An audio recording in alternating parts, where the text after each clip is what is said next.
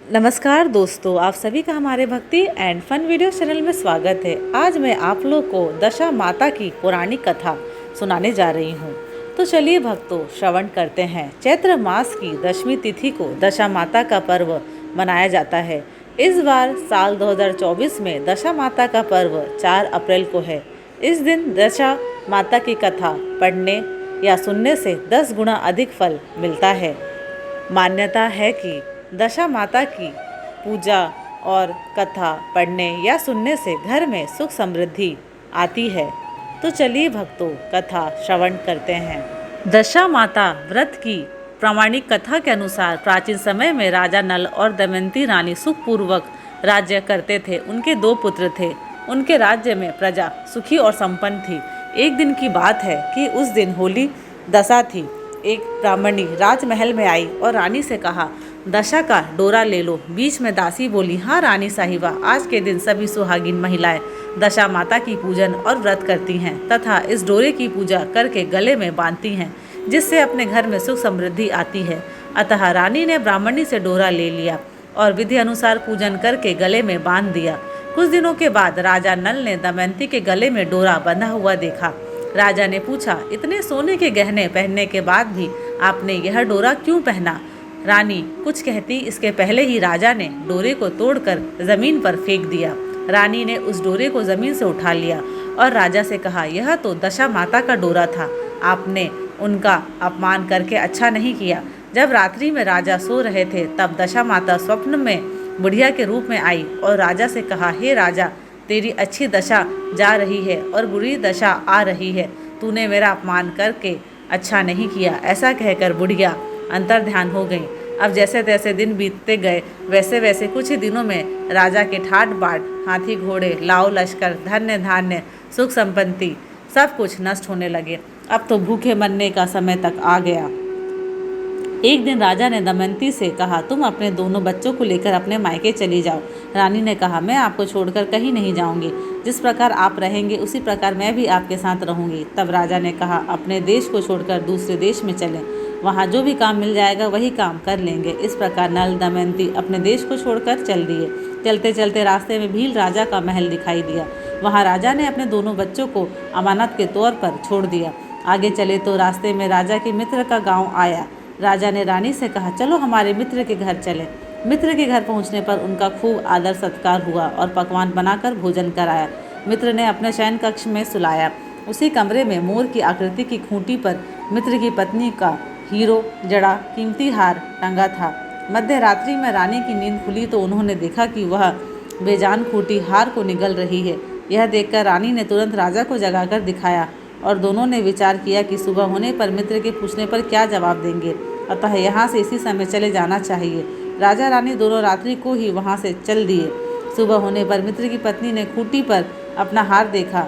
हार वहाँ नहीं था। तब उसने अपने पति से कहा, तुम्हारे मित्र कैसे हैं जो मेरा हार चुराकर रात्रि में ही भाग गए? मित्र ने अपनी पत्नी को समझाया कि मेरा मित्र कदापि ऐसा नहीं कर सकता। धीरज रखो, कृपा उसे चोर मत कहो। आगे चलने पर राजा नल की बहन का गांव आया। राजा ने बहन के घर खबर पहुंचाई कि तुम्हारे भाई भौजाई आए हुए हैं। खबर देने वाले से बहन ने पूछा, उनके हाल चाल कैसे हैं? वह बोला, दोनों अकेले हैं, पैदल ही आए हैं तथा वे दुखी हाल में हैं। इतनी बात सुनकर बहन थाली में कांदा रोटी रखकर भैया भाभी से मिलने आई। राजा ने तो अपने हिस्से का खा लिया, परंतु रानी ने जमीन में गाड़ दिया। चलते चलते एक नदी मिली। राजा ने नदी में से मछलियाँ निकालकर रानी से कहा, तुम इन मछलियों को भूजो, मैं गाँव में से परोसा लेकर आता हूँ। गांव का नगर सेठ सभी लोगों को भोजन करा रहा था। राजा गांव में गया और परोसा लेकर वहां से चला तो रास्ते में चील ने झपट्टा मारा तो सारा भोजन नीचे गिर गया। राजा ने सोचा कि रानी विचार करेगी कि राजा तो भोजन करके आ गया और मेरे लिए कुछ भी नहीं लाया। उधर रानी मछलियाँ भूजने लगी तो दुर्भाग्य से सभी मछलियाँ जीवित होकर नदी में चली गई। रानी उदास होकर सोचने लगी कि राजा पूछेंगे और सोचेंगे कि सारी मछलियाँ खुद खा गई। जब राजा आए तो मन ही मन समझ गए और वहाँ से आगे चल दिए। चलते चलते रानी के मायके का गांव आया। राजा ने कहा, तुम अपने मायके चली जाओ, वहाँ दासी का कोई भी काम कर लेना, मैं इसी गांव में कहीं नौकर हो जाऊंगा। इस प्रकार रानी महल में दासी का काम करने लगी और राजा तेली के घाने पर काम करने लगा। दोनों को काम करते बहुत दिन हो गए। जब होली दशा का दिन आया तब सभी रानियों ने सिर धोकर स्नान किया। दासी ने भी स्नान किया। दासी ने रानियों का सिर गूंथा तो राजमाता ने कहा, मैं भी तेरा सिर गूंथ दूं। ऐसा कहकर राजमाता जब दासी का सिर गूंथ ही रही थी तब उन्होंने दासी के सिर में पद्म देखा। यह देखकर राजमाता की आंखें भर आई और उनकी आंखों से आंसू की बूंदें गिरी। आंसू जब दासी की पीठ पर गिरे तो दासी ने पूछा, आप क्यों रो रही है? राजमाता ने कहा, तेरे जैसी मेरी भी बेटी है जिसके सिर में भी पद्म था, तेरे सिर में भी पद्म है। यह देखकर मुझे उसकी याद आ गई। तब दासी ने कहा, मैं ही आपकी बेटी हूँ। दशा माता के कोप से मेरे पूरे दिन चल रहे हैं, इसलिए यहाँ चली आई। माता ने कहा, बेटी तूने यह बात हमसे क्यों छिपाई? दासी ने कहा, माँ मैं सब कुछ बता देती तो मेरे बुरे दिन नहीं कटते। आज मैं दशा माता का व्रत करूँगी तथा उनसे गलती की क्षमा याचना करूँगी। अब तो राजमाता ने बेटी से पूछा, हमारे जमाई राजा कहाँ हैं? बेटी बोली, वह इसी गाँव में किसी तेली के घर काम कर रहे हैं। अब गांव में उनकी खोज कराई गई और उन्हें महल में लेकर आए। जमाई राजा को स्नान कराया, नए वस्त्र पहनाए और पकवान बनाकर उन्हें भोजन कराया गया।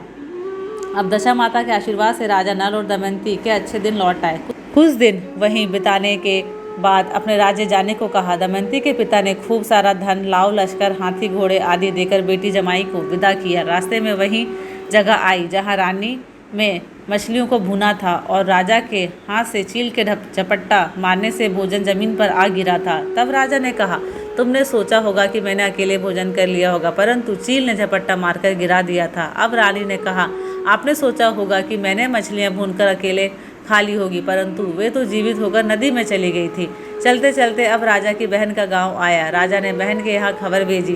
खबर देने वाले से पूछा कि उनके हालचाल कैसे हैं। उसने बताया कि वे बहुत अच्छी दशा में हैं, उनके साथ हाथी घोड़े लाव लश्कर है। यह सुनकर राजा की बहन मोतियों की थाल सजाकर लाई। तभी दमयंती ने धरती माता से प्रार्थना की और कहा, माँ आज मेरी अमानत मुझे वापस दे दो।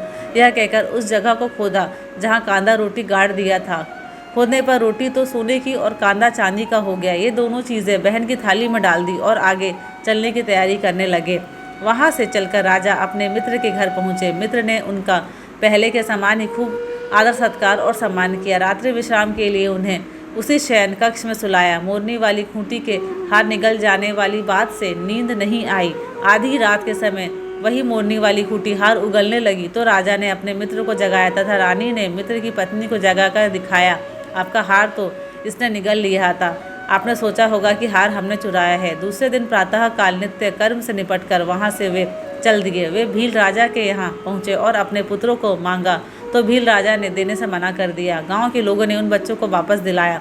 नल दमयंती अपने बच्चों को लेकर अपनी राजधानी के निकट पहुँचे तो नगरवासियों ने लाव लश्कर के साथ उन्हें आते हुए देखा। सभी ने बहुत प्रसन्न होकर उनका स्वागत किया तथा गाजे बाजे के साथ उन्हें महल पहुँचाया। राजा का पहले जैसा ठाट बाट हो गया। राजा नल दमयंती पर दशा माता ने पहले कोप किया, ऐसी किसी पर मत करना और बाद में जैसी कृपा करी वैसी सब पर करना। धन्यवाद। आशा करती हूँ कि आपको मेरे वीडियोस पसंद आते हैं। अगर आपको मेरे वीडियोस पसंद आते हैं तो प्लीज़ लाइक शेयर और सब्सक्राइब ज़रूर करें। दशा माता की जय।